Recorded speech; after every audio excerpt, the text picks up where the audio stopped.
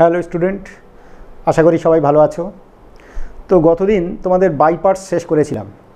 দেখো, যে কোনো ইন্টিগ্রেশন মানেই কিন্তু হয় ডাইরেক্ট করা যাবে, নতুবা মেথড অফ সাবস্টিটিউশন অর্থাৎ পরিবর্তন বা প্রতিস্থাপন পদ্ধতিতে আমরা অঙ্কটা নামাবো, নতুবা বাই পার্টস করবো। এছাড়া কিন্তু আর নতুন কোনো নিয়ম নেই। তোমাদের মাথায় রাখতে হবে এই 3 রকম নিয়মেই যে কোনো অঙ্ক করবো আমরা। কি?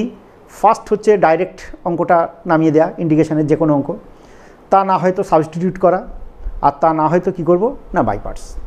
তো এবার যে চ্যাপ্টারটা তোমাদের পড়ানো হবে, চ্যাপ্টারটার নাম হচ্ছে পার্টিকুলার টাইপ অফ ইন্টিগ্রেশন, অর্থাৎ বিশেষ আকারের কিছু সমাকল। তো বিশেষ আকার নাম শুনে বুঝতে পারছো, বিশেষ আকারের কিছু সমাকল কি আকার দেখে কিভাবে চিনতে হবে সেই সমস্ত অঙ্ক তোমরা এই চ্যাপ্টারে দেখবে। তো যে নিয়মে অঙ্কগুলো করব আমরা ওই বলেছি, আবারও বলছি, হয় ডাইরেক্ট করব, নতুবা সাবস্টিটিউশন বা পরিবর্তন পদ্ধতিতে আমরা নামাবো, নতুবা বাই পার্টস অর্থাৎ আংশিক সমাকলনের সাহায্যে আমরা অঙ্কটা নামাবো। তো দেখো, অঙ্কগুলো কোন চেহারার অঙ্ক কিভাবে ধরতে হয়, কিভাবে বুঝতে হয়, অঙ্ক দেখে যত তাড়াতাড়ি চিনতে পারবে কোন একটা ইন্টিগ্রেশনের অঙ্ক, তত কিন্তু তোমাদের অঙ্ক করতে সুবিধা হবে, এটা তোমাদের বুঝতে হবে। তো দেখো, লক্ষ্য করো, আমরা এখন আলোচনা করছি বিশেষ টাইপ, কিছু স্পেশাল টাইপ বলা যেতে পারে। দেখো, মনে করো কোন একটা অঙ্ক sin to the power nx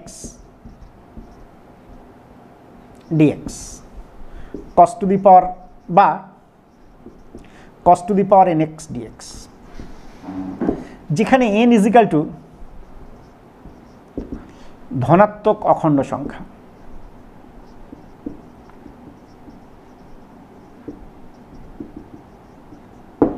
এনটা কি? ধনাত্মক অখণ্ড সংখ্যা।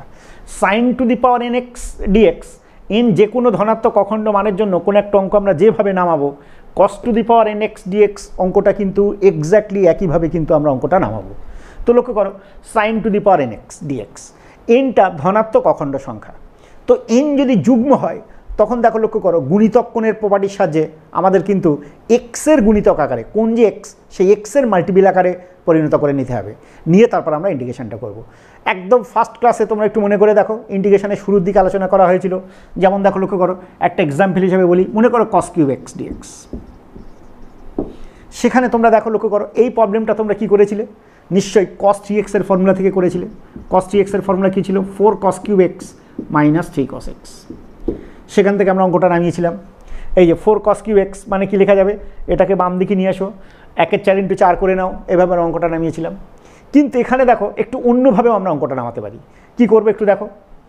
তো দেখো, যে কোনো অড পাওয়ার থাকলে, আচ্ছা একটা কথা বলি, cos কিউব আছে, এটা না থেকে যদি থাকতো cos to the power 7x, suppose cos to the power 7x বা cos to the power 5x, সেখানেও একটা জিনিস লক্ষ্য করছো নিশ্চয়ই, এনটা আমরা ধনাত্মক অখণ্ড সংখ্যা নিচ্ছি বটে, কিন্তু এনটা দেখো বিজোড় সংখ্যা, অর্থাৎ 3, 5, 7, 9, 11, 13 এরকম যদি থাকে কীভাবে না হবে। তো cos কিউব এক্সটা আমরা কি দেখেছি? cos 3x এর সূত্র থেকে হয়তো ওটা নামাতে পারি, কিন্তু যদি থাকে cos to the power 7, cos to the power 5x, তখন আমরা কীভাবে অঙ্কটা করব? তখন তো এই টাইপের কোনো গুণিতক কোণের সূত্র আমাদের জানা নেই যে সেখান থেকে আমরা অঙ্কটা নামাবো। তখন কি করতে হয় লক্ষ্য করো। তখন তোমরা করবে কি? দেখো, যে কোনো অড অর্থাৎ অযুগ্ম অখণ্ড সংখ্যা থাকা মানে, এখানে যেমন দেখো 5, 7, 3 এক্সাম্পলগুলো নিয়েছিলাম, আমরা 5 দিয়ে অঙ্কটা করছি। তো লক্ষ্য করো, সেখানে কি করব দেখো, কসের পাওয়ারটা যুগ্ম cos to the power 4x করে নিলাম ইন্টু cos x। তো লক্ষ্য করো, এখানে কসের পাওয়ার 1, 4 আর 1 বুঝতে পারছো নিশ্চয়ই 5। এবারে এই যে বাইরে cos x প্লাম, আর এখানে কি পাচ্ছি দেখো তো cos to the power 4x। এই cos টু দি পাওয়ার 4xটাকে দেখবে আমরা সাইন ফর্মে লিখে নেব। কীভাবে সাইন ফর্মে লিখব?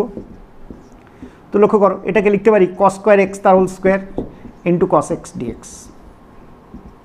cos square x means 1 minus sine square x তার whole square into cos x dx।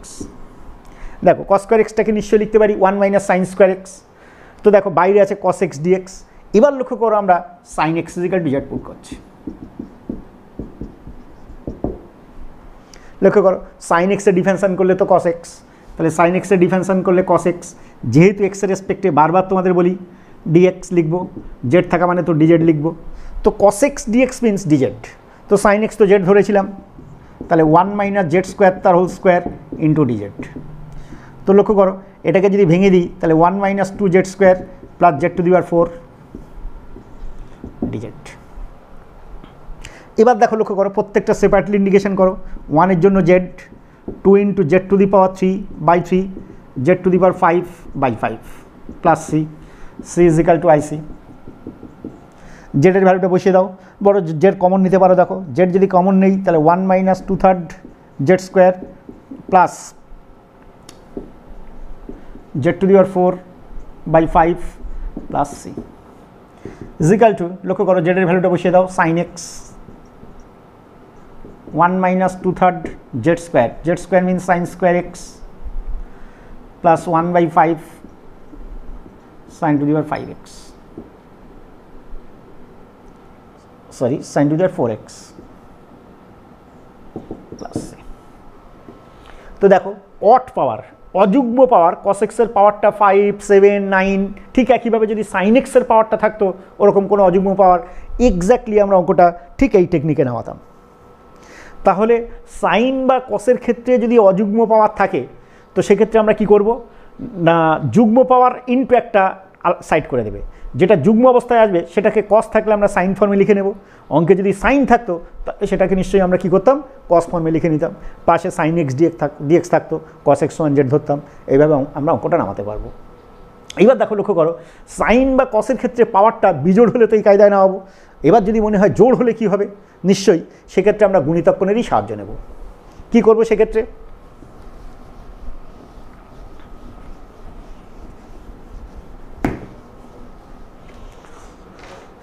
মনে করো একটা অঙ্ক থাকলো cos to the power 4x dx। দেখো এনটা অবশ্যই ধনাত্মক অখণ্ড সংখ্যা এবং এখানে এনটা কি না জোড় সংখ্যা, তখন আমরা প্রবলেমটা কিভাবে করব, দেখো cos to the power 4x dx। তো দেখো এটাকে আমরা লিখে নেব 1/4 ইন্টু 4,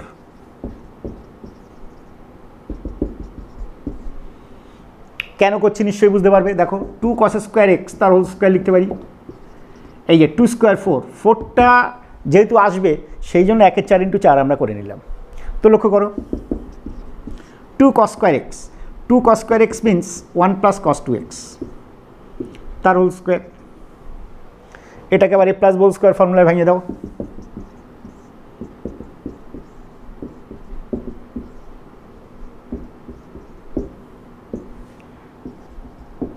আবার এখানে লক্ষ্য করো কসের ক্ষেত্রে তোমরা জানো একদম প্রথম থেকে বলেছি যে সাইন বা কসের ক্ষেত্রে পাওয়ার ফর্মে কখনোই লেখা যায় না, থাকলে ইন্ডিকেশন করতে পারবো না, তখন আমরা এক্সের মাল্টিপিল আকারে নিয়ে আসবো। তো দেখো এখানে কস স্কোয়ার চলে এসছে, আমি 1/4 ইন্টু 1/8 ইন্টু 2 করে নিলাম, 2টা ওর মধ্যে মাল্টিপ্লাই করছি।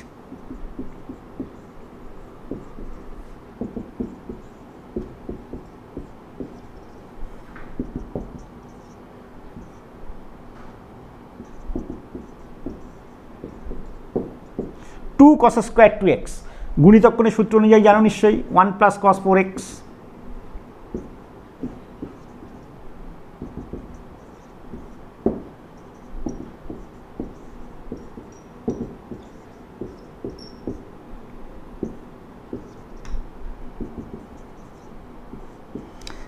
থ্রি তো কনস্ট্যান্ট বাইরে রাখবো, 3 into x 3x, 4 into cos 2x, cos 2x এর জন্য sin 2x, 2x এর জন্য বাই 2 যেহেতু ইন্ডিকেশন করছি, cos 4x এর জন্য sin 4x, 4x এর জন্য বাই 4 প্লাস সি। তো যে কোনো যুগ্ম পাওয়ার থাকলে আমরা কিন্তু গুণিতক কোণের হেল্প নিয়ে সেটাকে আমরা এক্সের গুণিতক, কোন যে এক্স থাকবে এক্সের গুণিতক 4 থাক 5 থাক 10 থাক কোনো ব্যাপার না। সাপোজ যদি এখানে cos 10x থাকতো আমরা কি লিখতাম, cos 10x এর জন্য sin 10x, 10x এর জন্য বাই 10। কিন্তু পাওয়ার ফর্মে থাকলে একদম ফার্স্ট দিন থেকে বলে আসছি তোমাদের কখনোই কিন্তু আমরা ইন্ডিকেশন ডাইরেক্ট করতে পারবো না, তাকে যতক্ষণ না পর্যন্ত আমরা গুণিতক কোণের সাহায্য নিয়ে কোন এক্সের গুণিতক আকারে না নিয়ে আসতে পারছি ততক্ষণ কিন্তু ইন্টিগ্রেশন করা সম্ভব নয়।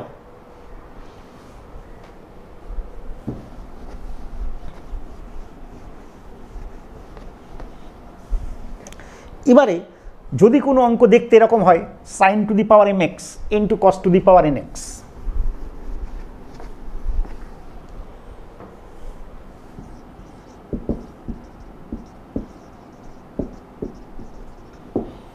mn ধনাত্মক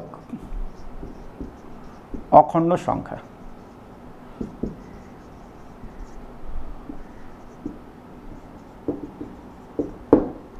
sin to the power mx into cos to the power nx, যেখানে mn ধনাত্মক অখণ্ড সংখ্যা, তখন আমরা অঙ্কগুলো কীভাবে নামাবো?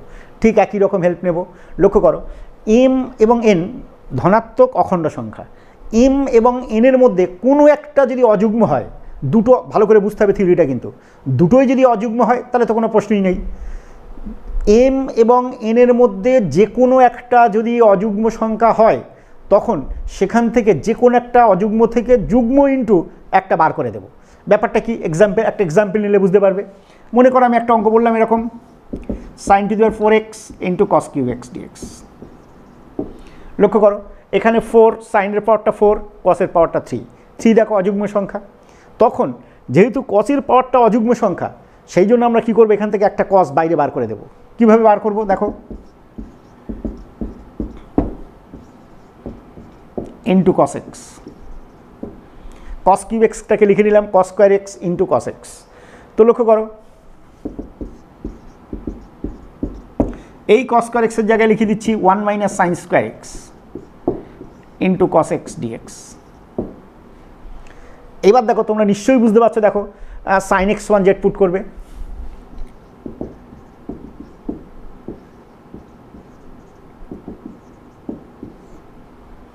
তো কি দাঁড়াচ্ছে লক্ষ্য করো, z to the power 4 into 1 minus z square DZ.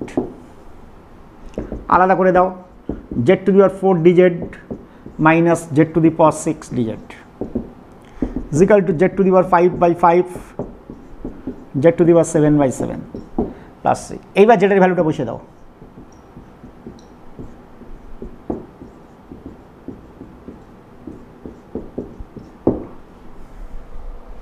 তো লক্ষ্য করো, এক্ষেত্রে সাইনের পাওয়ারটা কিন্তু আমরা যুগ্ম নিয়েছিলাম, কসের পাওয়ারটা অযুগ্ম নিয়েছিলাম। তো তোমরা নিশ্চয়ই বুঝতে পারছো, দেখো এখানে সাইনের পাওয়ারটা জোড় সংখ্যা আছে, জোড় না থেকে যদি বিজোড় থাকতো তাও কোনো ব্যাপার ছিল না। দেখো লক্ষ্য করো, যদি আমি সাইন কিউব এক্স নিতাম, জাস্ট এই জায়গায় হতো দেখো জেড কিউব হতো, যেটা আছে সাইন টু দি পাওয়ার 4 সেটা কী হয়ে যেত, জেড কিউব হয়ে যেত। দেখো আমি যদি সাইন কিউব এক্স নিতাম, তো 3 জেড কিউব হলে লক্ষ্য করো, সেক্ষেত্রে আলাদা করে দিলে, গুণ করে দিয়ে আলাদা আলাদা করে দিতাম, ইন্ডিকেশান তোমরা করতে পারতে।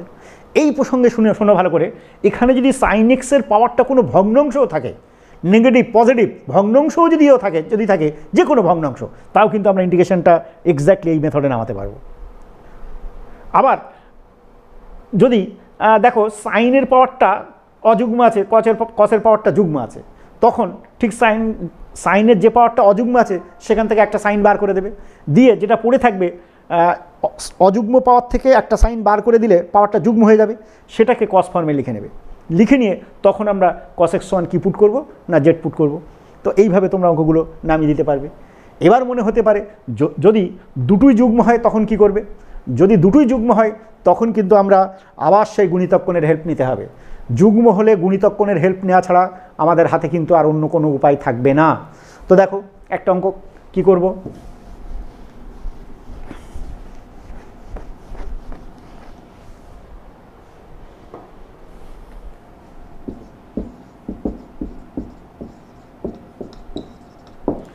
sin to the power mx cos to the power nx dx, যেখানে mn ধনাত্মক অখণ্ড সংখ্যা, আমরা কি লিখলাম sin to the power 4x into cos square x. তোমরা দেখতে পাচ্ছ নিশ্চয়ই এখানে সাইনের পাওয়ার 4 সেটাও জোড় সংখ্যা, জোড় ধনাত্মক অখণ্ড সংখ্যা, কসের পাওয়ার যেটা সেটাও জোড় ধনাত্মক অখণ্ড সংখ্যা। তখন কিন্তু আমরা গুণিতক কোণের হেল্প নেব। তো লক্ষ্য করো কীভাবে গুণিতক কোণের হেল্প নেব, কি প্রয়োজন দেখো, এখানে গুণিতক কোণ আকারে লিখতে গেলে এটাকে লিখতে পারি আমি 2 sin স্কোয়ার এক্স তার হোল স্কোয়ার। তাহলে লক্ষ্য করো 4টা মিলাতে পারছি, 2 × 2 4। তো দেখছি এখানে 2 স্কোয়ার 4 এক্সট্রা চলে এসছে, এক্সট্রা যেটা চলে এসছে 1/4 করে নিলাম, ইন্টু লক্ষ্য করো এখানে cos স্কোয়ার এক্স। তো কসের পাওয়ারটা কি আছে 2, তো cos স্কোয়ার এক্স, এখানে আমার দরকার কিন্তু একটা 2 দরকার, 2 cos স্কোয়ার এক্স। এই 2টাও এক্সট্রা লিখেছি, তাহলে এখানে 1/2টাও এক্সট্রা লিখে নেব।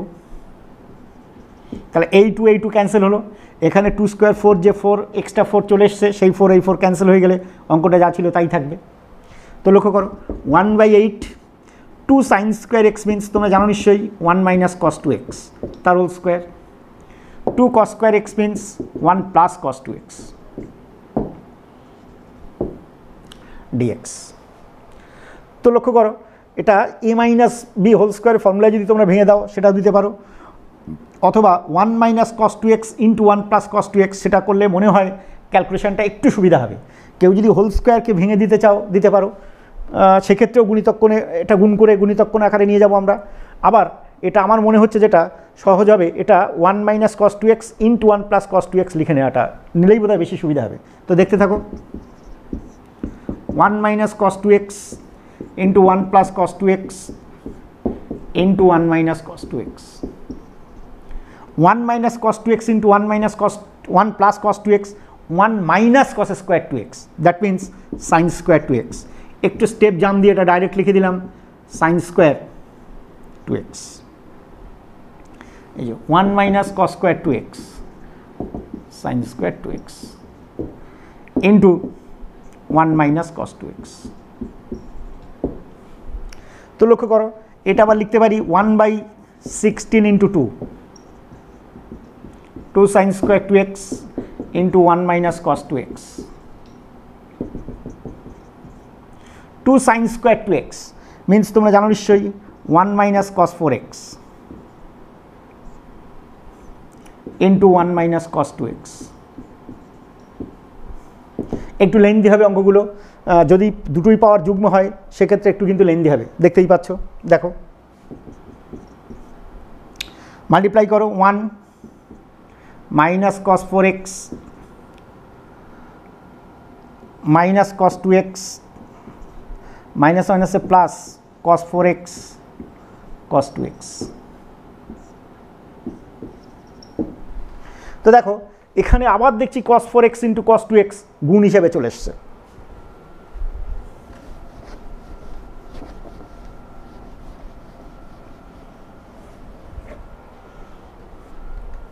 আমি 1/32 ইন্টু 2 করে নিলাম, 2 মাইনাস 2 কস 4x মাইনাস 2 কস 2x প্লাস 2 কস 4x cos 2x dx, 1/32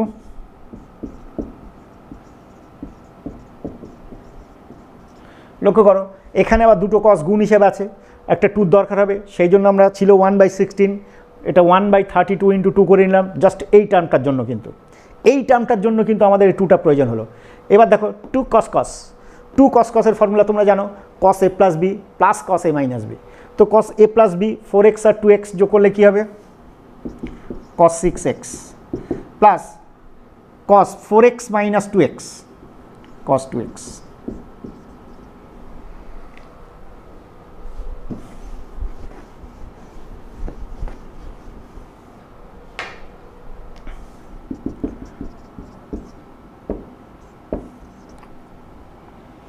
minus 2 cos 2x plus cos 2x minus cos 2x minus 2 cos 4x plus cos 6x dx।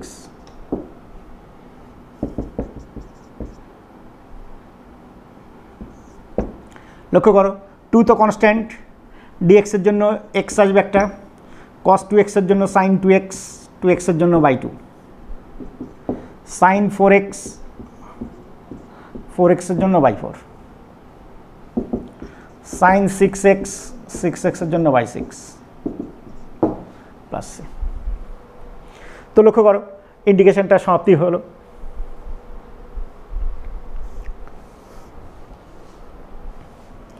এবারে বড় যে 2 কাটাকুটি একটু করবে টরবে।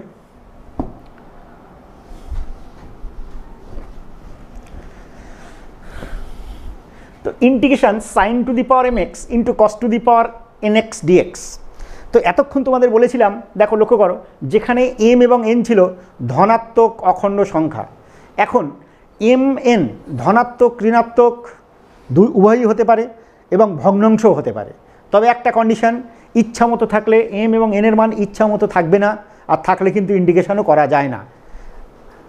তো কি কায়দায় থাকবে দেখো, m এবং nটা নেগেটিভও হতে পারে, পজিটিভও হতে পারে, ভগ্নাংশও হতে পারে। তবে কন্ডিশনটা হচ্ছেই দেখবে m প্লাস nটা হবে নেগেটিভ জোড় সংখ্যা, ঋণাত্মক যুগ্ম সংখ্যা।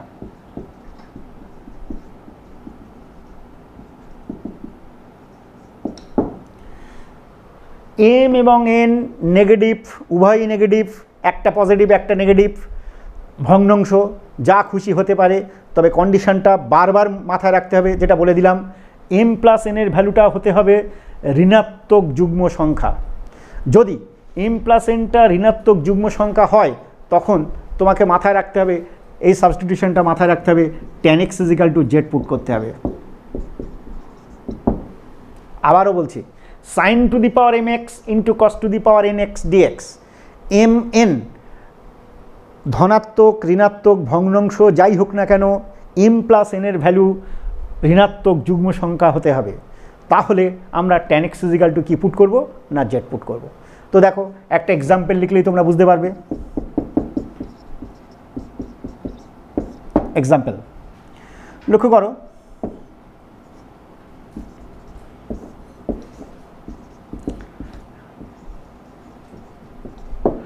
আমি নিলাম dx বাই আন্ডার, একটা খুব ইম্পর্টেন্ট অঙ্ক নিলাম, dx by √ sin x × cos to the power 7x dx। তো লক্ষ্য করো রুটের মধ্যে আছে sin x cos to the power 7x। তো দেখো তো রুটের মধ্যে sin x থাকা মানে অ্যাকচুয়ালি sin x এর পাওয়ারটা কত, হাফ, সেটা নিচেই আছে। যদি উপরে তুলি তো লক্ষ্য করো পাওয়ারটা নিশ্চয়ই -1/2। cos to the power 7 সেটাও কি রুটের মধ্যে আছে, তো রুটের মধ্যে থাকা মানে cos-এর পাওয়ারটা কত, অ্যাকচুয়াল পাওয়ারটা কত, 7/2, সেটা যদি উপরে তুলি -7/2। তো দেখো অ্যাকচুয়ালি এটা কি লিখতে পারতাম, sin to the power -1/2 x dx, sin to the power -1/2 x into cos to the power -7/2 x dx। তো সেক্ষেত্রে সাইনের পাওয়ারটা -1/2, কসের পাওয়ারটা -7/2। দেখো দুটোই কিন্তু এখানে ঋণাত্মক এবং ভগ্নাংশ। সেক্ষেত্রে লক্ষ্য করো তো তাদের যোগফলটা ফলো করো। এখানে 2 হচ্ছে এলসিএম, -1 -7 -8/2 দ্যাট ইজ -4। তো -4 লক্ষ্য করো বলেছিলাম এম প্লাস এনের ভ্যালু হতে হবে, সরি ঋণাত্মক যুগ্ম সংখ্যা। দেখো -4টা ঋণাত্মক যুগ্ম সংখ্যা, তখন আমরা কি করব, প্রত্যেকটা অঙ্কে এরকম এম আর এন দুটোই পূর্ণ সংখ্যা হতে পারত, কিন্তু তাদের যোগফলটা হতে হবে ঋণাত্মক যুগ্ম সংখ্যা। আর যখনই ঋণাত্মক যুগ্ম সংখ্যা হবে তখন প্রত্যেকটা অঙ্কে আমরা tan x = z সাবস্টিটিউট করব। তো দেখো লক্ষ্য করো tan x = z পুট করলাম, tan x এর ডিফারেন্সিয়েশন করলে কি হবে না sec² x dx লিখে দিলাম = dz। তো লক্ষ্য করো sec² x dx = dz, তো tan x তো z পুট করব, এখানে তো tan ফর্মে নেই, তাহলে আমরা কি করব, লক্ষ্য করো দেখো এখানে sin x আছে, এটাকে tan ফর্মে লিখতে গেলে আমরা এক্সটা একটা cos x দিয়ে ভাগ করলাম রুটের মধ্যে। তো যেহেতু এটা cos x দিয়ে ভাগ করছি, পাশে সেটা গুণ হিসাবে লিখে দিলাম রুটের মধ্যেই। লক্ষ্য করো cos x ক্যান্সেল হয়ে গেলে সেই রুটের মধ্যেই পড়ে থাকবে sin x × cos to the power 7x। তো লক্ষ্য করো sin x by cos x tan x cos to the power 7 into cos to the power 8x। এটা ভালো করে ফলো করবে। তো cos to the power 8x যদি রুটের বাইরে চলে আসে নিশ্চয়ই cos to the power 4x, সেটাকে উপরে তুলে দাও, তাহলে cos to the power 4x কে যদি আমরা লবে পাঠিয়ে দিই sec to the power 4x।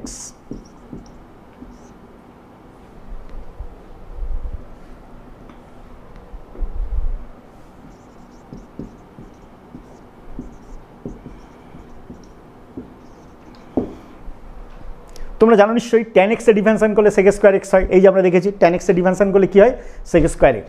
তো লক্ষ্য করো আছে কি sec to the power 4x, তো এটাকে লিখে নেব আমরা sec² × sec²।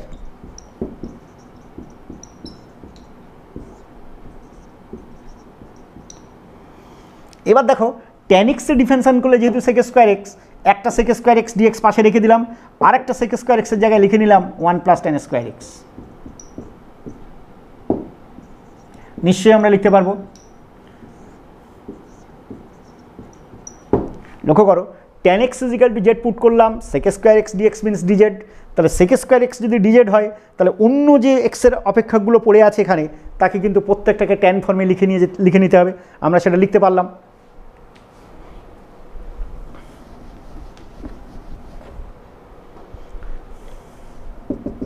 তো এখান থেকে লক্ষ্য করো কনভার্টেড ফর্মটা 1 + z² by √z sec² x dx means dz। এবারে সেপারেট করে দাও, তোমরা জানো নিশ্চয়ই হরে যদি এরকম একটা সিঙ্গেল রাশি থাকে তাহলে আমরা আলাদা করে দিই, তাহলে 1/√z means z⁻⁻½ z²/√z, z²/√z মানে দেখো z⁻³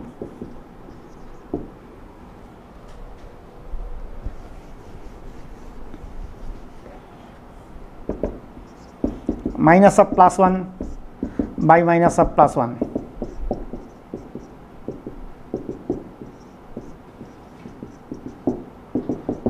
এবার এখানে ক্যালকুলেশনটা একটু করে নেবে, ক্যালকুলেশন করে নিয়ে আমরা জেডের মানটা পুট করে দেব। থিওরিটা কিন্তু খুব ইম্পর্টেন্ট, মাথায় রাখবে। আবারও বলি, mn একেবারে কিন্তু ইচ্ছামতো থাকবে না, ইচ্ছামতো লিখে দিলে কিন্তু ইন্ডিকেশন করা যায় না, যে রুলসগুলো বলেছি তার বাইরে কিন্তু যাবে না।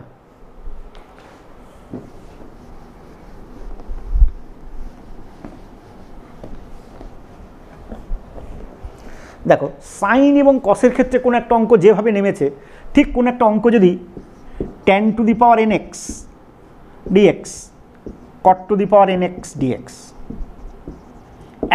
এক্স্যাক্টলি এটা যেভাবে অঙ্কটা আমরা সলভ করতে পারবো, এক্স্যাক্টলি সেম উপায়ে কিন্তু আমরা এটাও সলভ করতে পারবো। ঠিক একইভাবে কোনো অঙ্ক যদি থাকে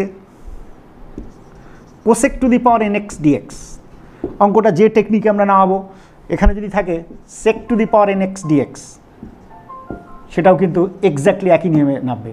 এটা এবং এটা একই সেম নিয়মে নামবে, এটা এবং এটা সেম নিয়মে আমরা সলভ করব। তো দেখো এনটা কি বলেছি, অবশ্যই ধনাত্মক পূর্ণ সংখ্যা, আলাদা করে আর লিখলাম না। আগে বলেছি তোমাদের এনটা ধনাত্মক পূর্ণ সংখ্যা, এখানেও মাথায় রেখে দেবে এনটা কিন্তু ধনাত্মক পূর্ণ সংখ্যা। মনে করো একটা অঙ্ক থাকলো tan⁴x, তো tan⁴x যদি থাকে সেক্ষেত্রে কী করবে লক্ষ্য করো, এটাকে লিখে নাও tan² x × tan²x। একইভাবে যদি cot⁴x থাকতো, ঠিক cot² x × cot²x, মানে এটা যেভাবে নামাচ্ছি এক্স্যাক্টলি সেটাও কিন্তু আমরা সেইভাবেই নামাতাম।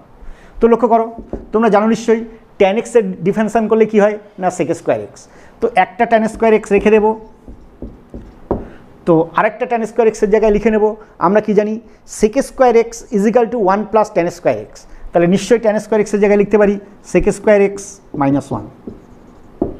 দুটো সেপারেট করে দাও, tan² x × sec² x dx - tan²x।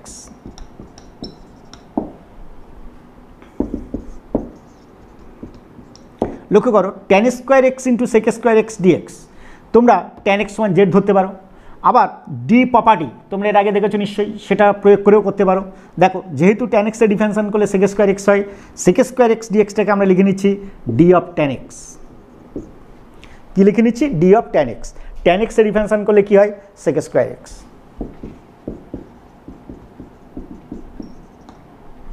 তো লক্ষ্য করো d of যেটা আছে সেটাকে আমরা মনে মনে x ভাববো, তাহলে কি দাঁড়াচ্ছে দেখো তো d of tan x।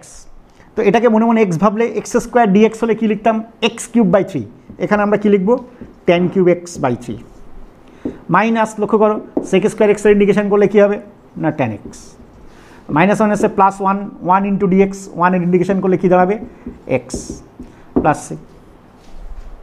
আমরা এইভাবে নামাবো।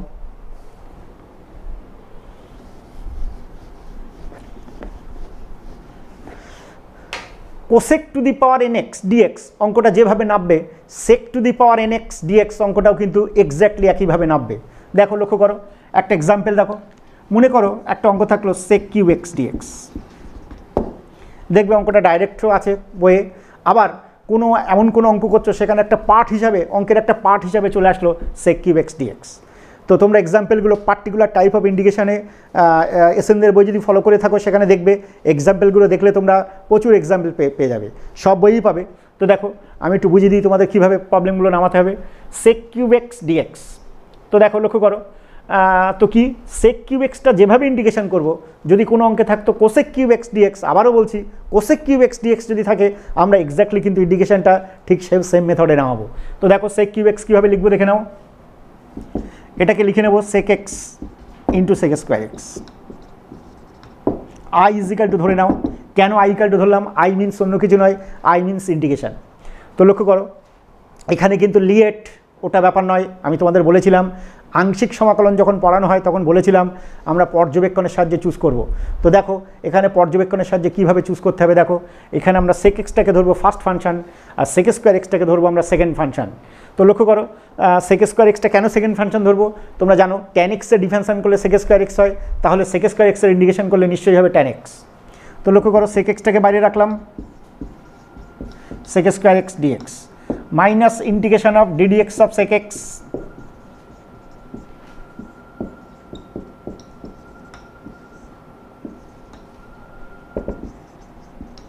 sec স্কোয়ার x এর ইন্টিগ্রেশন করলে কি হবে tan x minus ddx of sec x tan x, sec square x এর ইন্টিগ্রেশন করলে কি হবে tan x।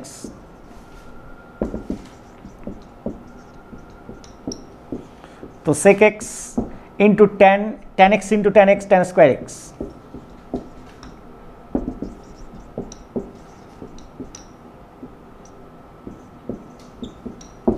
tan square x এর জায়গায় লিখে নিলাম sec square x minus 1।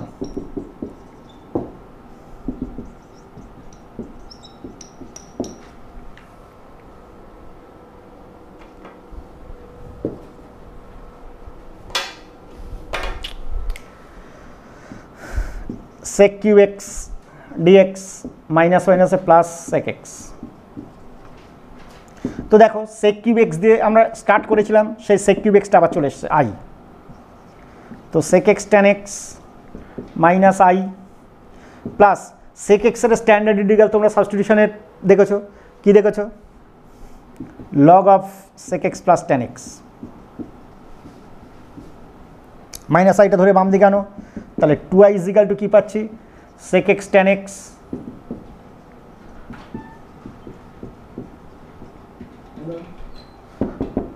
i is equal to বলতে পারবো হাফ অফ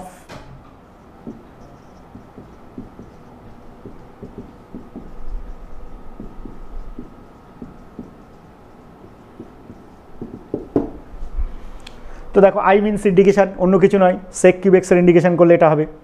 তো এইভাবে আমরা অঙ্কগুলো করব, সবাই ভালো থাকবে, সুস্থ থাকবে এবং আশা করব তোমরা সব অঙ্কগুলো আগামী দিন করে রাখবে। এই বলে আজকে শেষ করলাম।